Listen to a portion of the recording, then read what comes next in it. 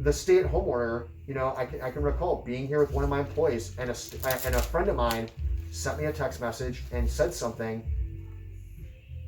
and I went and looked at the news, and I went, oh man, all right, well, this is what's deemed to be what's best for the greater good. So, during that time, I kind of, had to come to grips with what at that time I thought was going to be, another sort of another 2018, if you will. And we were going to take another, financial hit. And I think as a small business owner, I mean, you sort of live by the sword and die by the sword. And I think every business has its ups and downs. And when that happened, I mean, we certainly were far from essential. The other thing I focused on was helping out my employees. One of my employees is retired and uses this for supplemental income.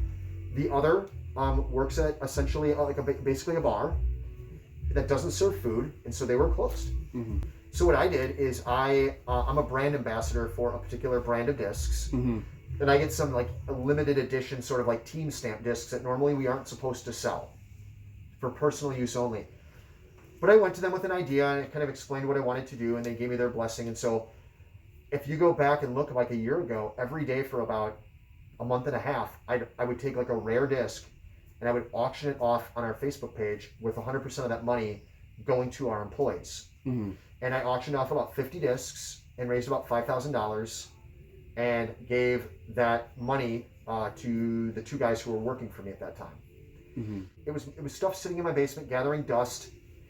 And I also wanted to kind of show them that I cared about them, mm-hmm. because I do. Mm-hmm. I mean, as a small business owner, they